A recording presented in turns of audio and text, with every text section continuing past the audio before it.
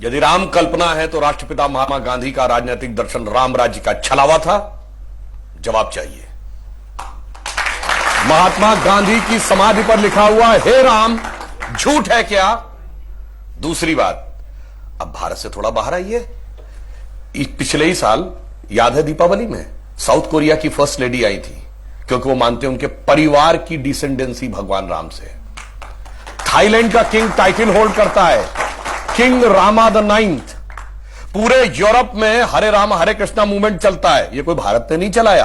और दुनिया में एक ही देश ऐसा है जिसके नेशनल ब्रॉडकास्टर पर हर दिन रामायण आती है, वो है दुनिया का सबसे बड़ा मुस्लिम देश इंडोनेशिया। ठीक, और आप जाइए बाली जाइए, इतनी बड़ी वहां पे मूर्तियां नजर आती हैं राम लक्ष्मण और उनकी वो। और रावण का देश Sri Lanka, officially government of Sri Lanka कहती है लिखित में कि राम थे और राम के ये ऐतिहासिक स्थल हैं, मगर दुर्भाग्य कि राम का देश भारत आज इस बात पे बहस करता है कि ये नहीं। अब मैं एक और वैज्ञानिक बात कहता हूं, सारी चीजों के बारे में तो टेक्नोलॉजी बदलती रहती है, नई नई चीजें आती रहती। पहले रडार मैपिंग नहीं थी, आर्कियोलॉजिकल एक्सकवेशन नहीं था, अंदाजे किया जाता था, अब मैपिंग के थ्रू किया जाता है। मैं पूछना चाहता हूं, साइंस एंड टेक्नोलॉजी में सबसे बड़ी थ्योरी आइंस्टीन ने रिलेटिविटी की थ्योरी दी, जिसमें उसने कहा यह दुनिया सिर्फ स्पेस नहीं है, टाइम एंड स्पेस फॉर्म है। मैं आपसे पूछना चाहता हूं, टाइम का सबसे एक्यूरेट पैरामीटर क्या हो सकता है? आप कहेंगे 5 बजे हैं, तो 5 तो दिल्ली में बजे ना, लंदन में तो कुछ और बजा होगा, इसलिए ग्रीनिच मीन टाइम है जो सारी दुनिया पे लागू है। अगर आपसे पूछूं टाइम का एब्सोल्यूट पैरामीटर क्या है जो दुनिया में यहां पर छोड़िए, धरती पे, मंगल पे, बृहस्पति पे, किसी पॉइंट ऑफ सोलर सिस्टम पे लागू हो, it is only the relative motion position of the planet. और भगवान राम के रिलेटिव मोशन ऑफ प्लैनेट यानी एग्जैक्ट टाइम लिखा है। क्या कर्क राशि में गुरु था, कर्क राशि में चंद्रमा था, पुष्य नक्षत्र था, मकर राशि में मंगल था, और जब नासा ने प्लैनेटोरियम सॉफ्टवेयर में डाला तो डेट तक निकल आई कि 7000 कितने सौ बीसी से पहले यह हुआ था। अब इसके बाद भी अगर इनको कोई सबूत चाहिए तो मैं अंत में एक बात कहना चाहता हूं, दुनिया में 4-5 बड़े रिलीजन हैं, अगर रिलीजन माने को तो क्रिश्चियनिटी, इस्लाम, ज्यूस, हिंदू और बुद्धिस्ट। बताइए कोई और ऐसा धर्म है जिसके भगवान के बारे में कहा जाता हो सबूत लाओ, ये हुए थे कि नहीं हुए थे, या इनसे पूछो। और भगवान राम की पहले की भी वंशावली अवेलेबल है और बाद की भी। बाकी दुनिया में जितने भी लोग हुए, बाद की कुछ की अवेलेबल है, कुछ की तो पहले और बाद की भी नहीं अवेलेबल है, पहले किसी की नहीं अवेलेबल है। मगर राजा इक्ष्वाकु से लेकर उसके बाद उनके पुत्र इतने साल राज किया, भगवान राम के बाद इतने इतने, पूरा डिटेल सब कुछ झुटलाने का प्रयास केवल इसलिए होता है कि हम पे हुकूमत करने वाले जो लोग थे ना, अंग्रेज, उनको तो कहते हैं, अब मैं किसी धर्म ग्रंथ के खिलाफ नहीं, कहते हैं 14,000 साल पहले दुनिया बनी थी। अब कैसे मान लें कि उससे ज्यादा पुराना हमारा है? इसलिए सारी की सारी समस्या है। जिनका कि कैलेंडर 2000 साल पहले शुरू होता है या किसी का 1400 साल पहले शुरू होता है, कैसे मान ले हजारों साल पहले का था? समस्या यह है और कुछ नहीं है। देखिए, मैं ये कहना चाहता हूं कि जब एकदम सबूत की और टेक्निकल बात होती है तो ये जैसे उन्होंने कोर्ट केस की बात की, आपको पता है मुस्लिम पक्ष इसमें कब आया है? जब भी कोई जमीन का विवाद होता है तो उसकी एक लिमिट होती है 12 साल। अगर 12 साल तक आप नहीं कोई कोर्ट में मुकदमा दायर करते हैं तो वो आउटडेटेड मान लिया जाता है। 1949 दिसंबर में मूर्तियां प्रकट हुई और जब पूजा शुरू हुई, ये जानते हैं केस कब आया? दिसंबर 1961, जब 11 दिन रह गए थे वो 12 साल की मियाद खत्म होने में। इसका मतलब पहले 11 साल तक कोई समस्या नहीं थी, 12 साल तक अचानक वो 61 में पैदा हो गई। इससे साफ समझ में आता है कि। और दूसरा मैं एक यथार्थ बताना चाहता हूं, जब मुकदमा कोर्ट में चला है ना, तो कोर्ट ने यह परमिशन किया था कि दोनों पक्ष अपने अपने तरफ के इतिहासकारों को ला सकते हैं।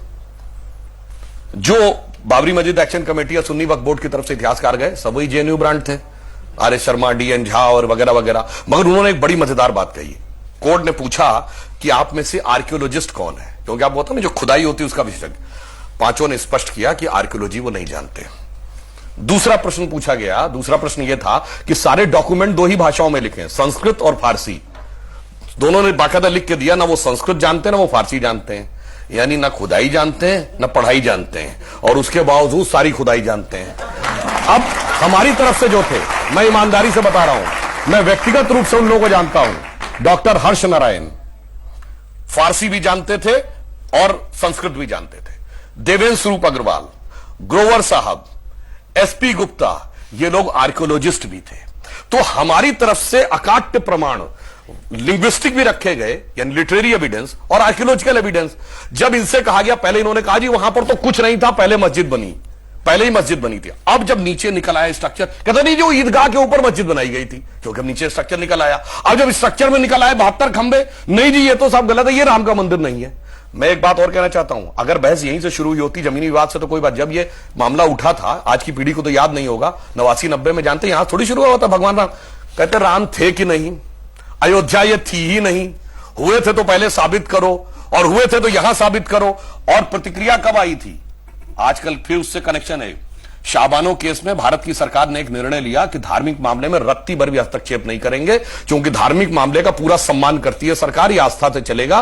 तो अगर 100 या 80 रुपया मुआवजा जो शाहबानो को तय हुआ था वो देने का निर्णय कोर्ट ने किया है तो उसे पलट देंगे, कोर्ट का अधिकार नहीं है, धार्मिक भावना ऊपर है।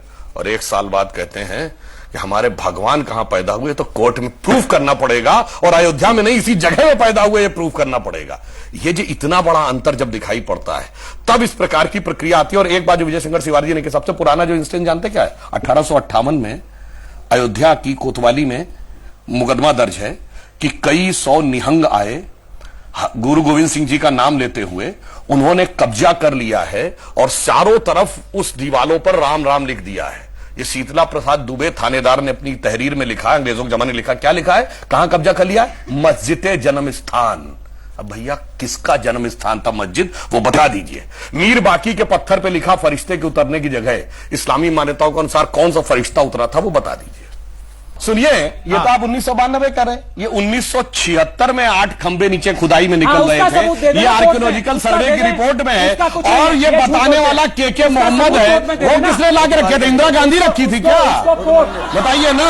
अब मैं एक और बात पूछता हूँ, सुनिए एक सवाल, बच्चा सवाल, जी एक बात जरूर कहना चाहूंगा। ये जो दलित दुकानदारी की बात कही गई है, दुकानदारी क्या होती है वो बताता हूं। दलितों के जितने बड़े नेता पिछले 100 साल में हुए, पेरियार जिनका नाम था ईवी रामास्वामी नायकर, उसके बाद डॉक्टर अंबेडकर जिन्होंने जो साइन किए भीमराव रामजी अंबेडकर, उसके बाद बाबू जगजीवन राम, उसके बाद काशी राम, और उसके बाद क्षेत्रीय नेताओं में रामविलास पासवान और उदित राज जिनका नाम है रामराज। अरे राम को जितना आत्मसात दलितों ने किया उतना तो मैं ईमानदारी से कहता हूं।